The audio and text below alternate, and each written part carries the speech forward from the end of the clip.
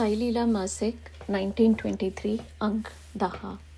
महाराजांचे अनुभव. ठाणे जिल्ह्यात बेळापुराजवळ तुर्मे गावी शांताबाई या नावाची बाई राहत असे. तिच्या डाव्या हाताच्या अंगठ्यास हळीचा बण झाला होता. तो 7 वर्षे होता. मग एके रात्री महाराजांनी तिला स्वप्नात जाऊन सांगितले, तू डिकेमाळी लाव. बाई जागी झाली. तो तिला मोठा आनंद बांधू लागला व तिने बनाला डिकेमाळी लावली व तिची बण बरी झाली. तिने मग या सर्व मजकुराचे कार्ड महाराजांस लिहून कळविले. त्या कार्डावर तारीख 1 सप्टेंबर 1918 ही आहे. शिर्डीस रामलाल नावाचा पंजाबी ब्राह्मण असे. तो मुंबई असताना त्याच्या स्वप्नात महाराज आले व म्हणाले, माझ्याकडे ये. महाराजांचे दर्शन कधीही घडले नव्हते व त्याने फोटोही पाहिला नव्हता. तेव्हा हे स्वप्नात आलेले महाराज कोण हे त्याला ओळखायला येईना. दुसरी दिवशी रस्त्याने जाताना त्याला एका दुकानात महाराजांचा फोटो दिसला. त्याने दुकानदाराला विचारले, हा फोटो कुणाचा आहे व महाराज कोठे असतात? दुकानदाराने सर्व हकीकत सांगितली व रामलाल शिर्डीस गेला व तेव्हापासून तो महाराजांचे देहावसानापर्यंत तेथे राहिला. नारायण गोपीनाथ दिघे या नावाचे गृहस्थ मुंबईस राहत असत. त्यांची पोटात एक गांठ उत्पन्न झाली. ती फार कठीण होती व तिच्यापासून त्यांना फार त्रास होऊ लागला. मुंबईस 1-2 प्रसिद्ध डॉक्टरांना दाखविले पण काही उपयोग झाला नाही. पुढे त्यांना महाराजांकडे जाण्याविषयी एका गृहस्थाने सुचविले. अर्थात तशा स्थितीत जाणे शक्य नव्हते. ते म्हणाले, महाराजांच्या आशीर्वादाने ही गांठ फुटून आतला रोग मळायचा द्वाराने जाईल तर मला काही बरे वाटेल व मी महाराजांकडे जाऊ शकेन. त्यावर त्या गृहस्थाने त्यांना महाराजांची उदी दिली व तिचे त्याने सेवन केले व दुसरे दिवशी सकाळी गांठ फुटून असल्यापूर्वी शौचाच्या द्वाराने जाऊ लागला आणि 2-4 दिवसात त्यांना बरे वाटू लागले. मग लवकरच ते महाराजांचे दर्शनास गेले. एकदा मी सकाळी काही वाचित असता एका प्रश्नासंबंधाने बराच घोटाळा वाटला. त्याबद्दल काही उलगडा होईना. शेवटी ते प्रकरण तसेच टाकून मी जेवायला बसलो व जेवून ऑफिसात जाण्यासाठी निघालो. आगगाडी बांद्र्याच्या स्टेशनावर मला माझ्या एका मित्राने पाहिले म्हणून ते मित्र माझ्याच डब्यात येऊन बसले. पुढे माहीमध्या स्टेशनवर त्या मित्राच्या ओळखीचे एक गृहस्थ त्याच डब्यात आले. बांद्र्याच्या स्नेहाने त्या गृहस्थाची व माझी ओळख करून दिली व त्या दिवशी माझ्या घरी होणाऱ्या कीर्तनाचे मी त्यांना आमंत्रण दिले. बांद्रेकर दादरास उतरून गेले व माहीमकर डब्यात होते. ते मजबरोबर काही वेळे नाहीत परंतु ते काही लिहित आहेत असे मला दिसले. ग्रांट रोड स्टेशनावर ते उतरले व उतरताना त्यांनी लिहिलेला कागद माझ्या हातात दिला. त्यात एक अभंग होता व त्या अभंगाने माझ्या मनात उद्भवलेल्या घोटाळ्याचा प्रश्नाचा उलगडा झाला. अशा तऱ्हेने पुष्कळ वेळा घोटाळे अचानक घडून येण्याच्या गोष्टीने दूर झाले असे अनुभव आले आहेत. शिर्डीस एकदा कर्णपिशाच साध्य करून घेतलेले ज्योतिषी बुवा गेले होते. ते महाराजांच्या दर्शनास गेले पण त्यांचे लक्ष पैशाकडे बरेच होते. तेथे त्यांना पैसा मिळण्याचा फारसा संभव वाटला नाही म्हणून ते दर्शन घेऊन लवकरच राहत्यास गेले. तेथे रात्री त्यांना विंचू चावला. फार वेदना होऊ लागल्या. तेव्हा त्यांनी महाराजांनी दिलेली उदी लावली व एकसारखे महाराजांचे नामस्मरण चालू केले. त्यामुळे वेदना चांगल्या व त्यांची महाराजांवर श्रद्धा बसली व दुसरे दिवशी जोशीबुवा सकाळीच पुन्हा शिर्डीस गेले. तेथे त्यांचे 15 ते 20 दिवस राहणे झाले व महाराजांच्या कृपेने त्यांना तेथे अजमासे 300 रुपये मिळाले. महाराजांचे अजून अनुभव. श्री साईनाथ सगुण लीला. स्वानुभव. लेखक के.जे. भीष्म.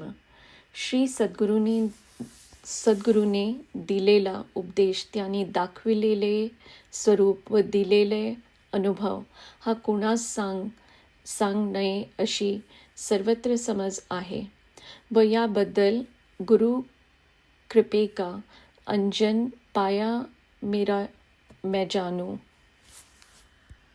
आप रूप नयनों में छाया मेरा मैं जानू या देवनाथाच्या पदाचा आधार देऊन हरिदास मंडळी या मताचे दृढीकरण करीतात. परंतु त्यांच्या उलट स्वतः संत शिरोमणी तुकाराम महाराज आपल्या अभंगात स्वानुभव लिहितात. अभंग असे. सद्गुरू राये कृपा मज केली, नाही घडली सेवा काही.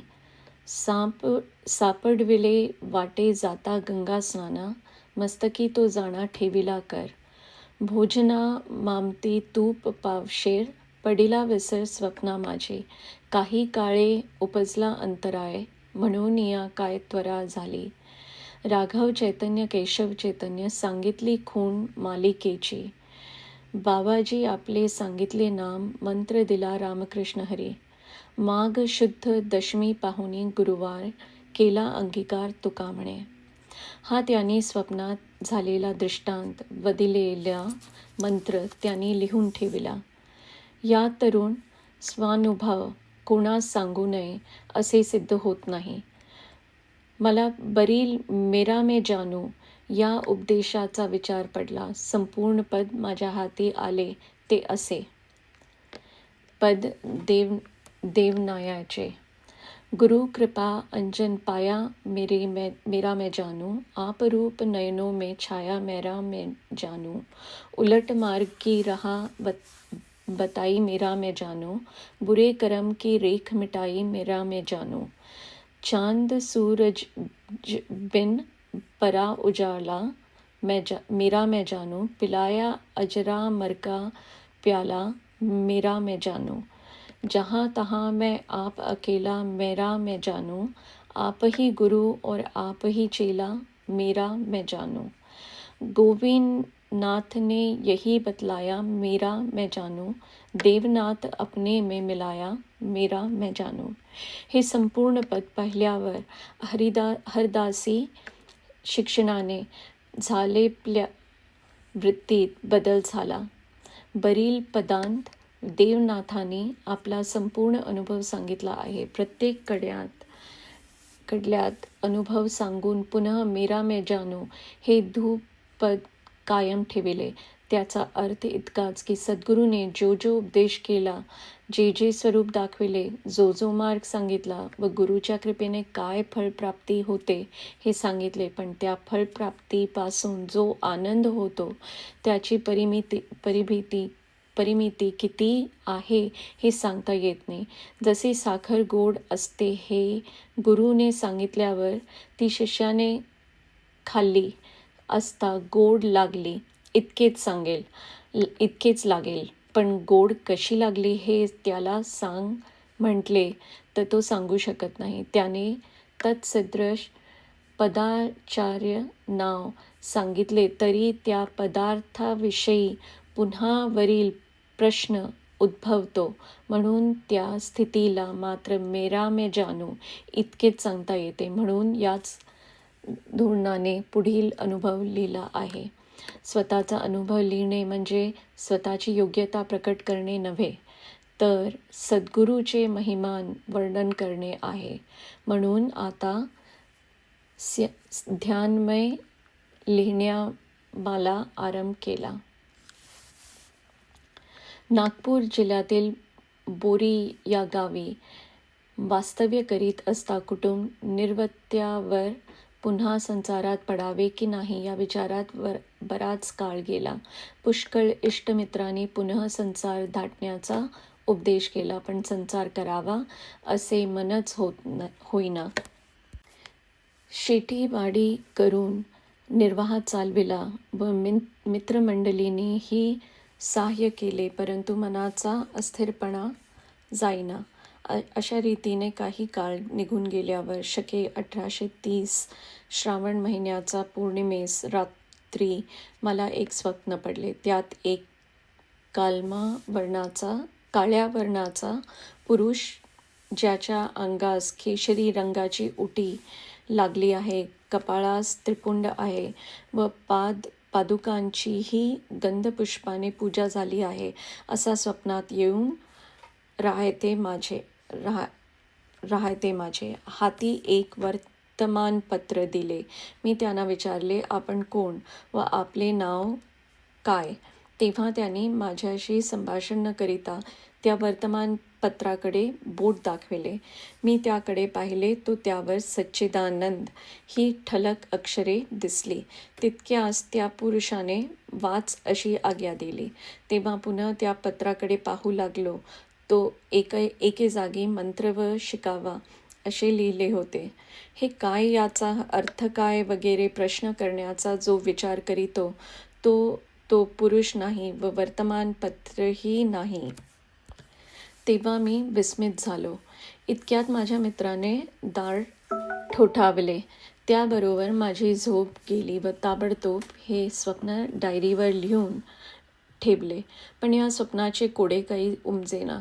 काही दिवसांनी तेथे एक गाणपत्य साधू आले. त्यांना हे स्वप्न सांगितल्यावर ते म्हणाले, सच्चिदानंद स्वामी तुमचे गुरु आहेत व त्यांना वशिकावा हा मंत्र दिला आहे.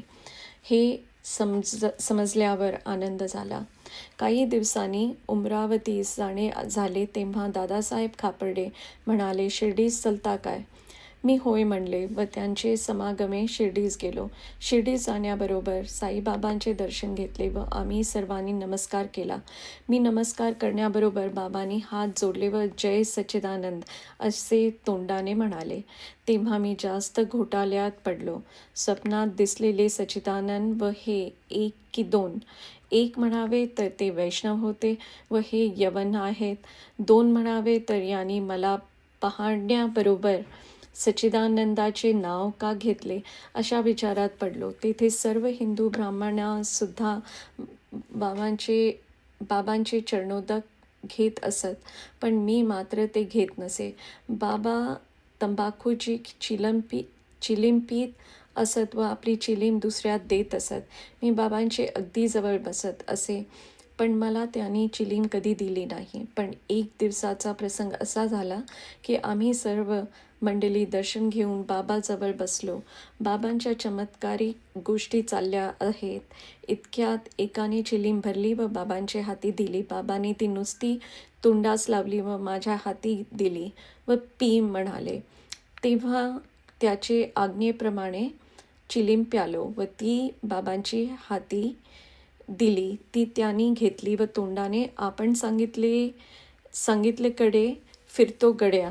मुंबई, पुणे, सातारा, नागपूर ही सगळी शहरे रामाने भरली आहेत असे बोलून मला एकदम म्हणाले, तू लाडू एकटाच खातोस, आम्हास एकही देत नाहीस.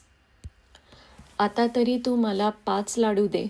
बाबा प्रत्येकास दक्षिणा मागत असत व त्याचा विनियोग ते परोपकाराकडे करीत असत. हे इतरत आलेलेच आहेत. आम्ही सगळीकडे फिरतो व 5 लाडू दे या वाक्याने माझे मनावर निराळाच परिणाम झाला. स्वप्नात दिसलेले सच्चिदानंद वेगळे व साईनाथ वेगळे ही भावना तत्काल नाहीशी झाली व तीर्थ वाटणाराकडून पुन्हा तीर्थ मागून घेतले व बाबांच्या पायावर डोके ठेवले. त्यावेळेत बाबांनी आपला वरद हस्त मस्तकावर 2 मिनिटे ठेवला. तेव्हा मनाची स्थिती काय झाली हे मात्र मेरा मैं जानू इतकेच म्हणता येते. श्री समर्थाची बौद्ध पद्धती. वेदांत ग्रंथातून प्रपंचाविषयी बोलताना निरनिराळे दृष्टांत देण्यात येतात.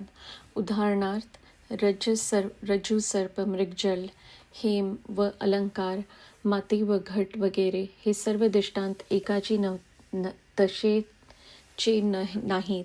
रज्जू सर्प म्हणजे दोरी असून तेथे दोरीच्या ठिकाणी सर्प भासतो. मृगजल म्हणजे सुद्धा उखर जमिनीवर सूर्यकिरण पडलेले असून तेथे जल भासते. या दोन्ही दृष्टांतात असलेली वस्तू न असता तेथे मुळीच नसलेली वस्तू असते. बाकीच्या 2 दृष्टांताचा प्रकार निराळा आहे. हेम म्हणजे सोने आणि अलंकार म्हणजे दागिने. मात असलेल्या वस्तूला निराळे आकार दिलेले असतात आणि ती वस्तू त्यात आकारात उघड दिसते. तसेच माती व घट यातही निरनिराळ्या आकारात वस्तू उघड दिसते. पहिले 2 दृष्टांत एका तऱ्हेने असून दुसरे 2 दृष्टांत निराळ्या तऱ्हेचे आहेत. या 2 तऱ्ह्यापैकी कोणत्या तऱ्हेचे दृष्टांत प्रपंचाला खरे लागू आहेत या संबंधाने मला मुळीच उलगडा होईना व हा उलगडा व्हावा अशी एक दिवस मनामध्ये अत्यंत आतुरता उत्पन्न झाली.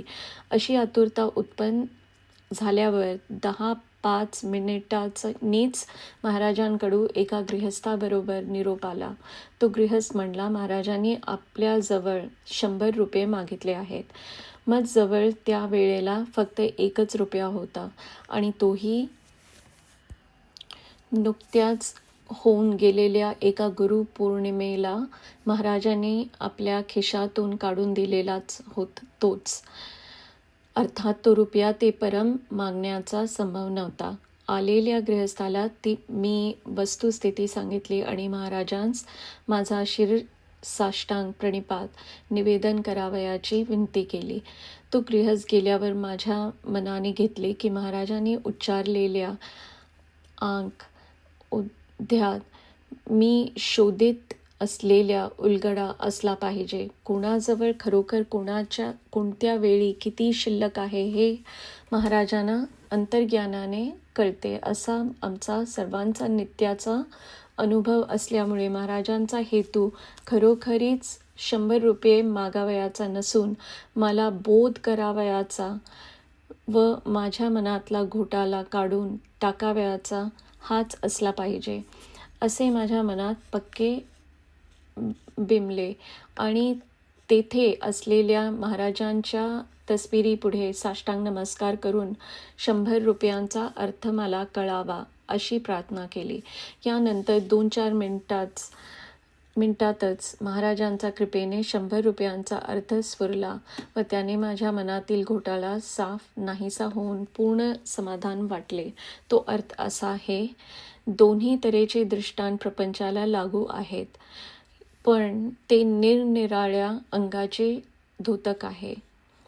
प्रपंच हा 100 तारका आहे. 100 म्हणजे 1 आणि त्यावर 2 शून्य. तसा प्रपंच म्हणजे सत असे जे ब्रह्म त्यावर भासणारे मिथ्या नाम रूपात्मक जग. सत म्हणजे 1 आणि नाम व रूप ही त्यावरील शून्य. सत म्हणजे अधिष्ठान याचे दर्शक दृष्टांत हेम व अलंकार आणि माती व घट हे होत. अलंकारात जसे सोने किंवा घटात जशी माती तसे अधिष्ठानात सत आहे आणि ते नाशिवंत नाही किंवा भास मात्र नव्हे. म्हणजे ते शून्य नसून 1 आहे आणि त्या एकात्मा आवारानेच तर असणाऱ्या शून्याचा किंमत आहे. वरील शून्य गेली तरी 1 याला धक्का पोहोचत नाही. रूप व नाव ही मिथ्या असून केवळ भासतात म्हणजे ती शून्य आहेत. त्यांचे दर्शक दृष्टांत म्हणजे मृगजळ, रज्जू, सर्प ही होत. नाम रूपासारखे जळ आणि सर्प मिथ्या असून नुसते भासमान आहेत, अर्थात तेही शून्य आहेत. अशा तऱ्हेने दोन्ही तऱ्हेचा दृष्टांताची समर्पकता माझ्या मनाला पटली आणि मला फार आनंद झाला.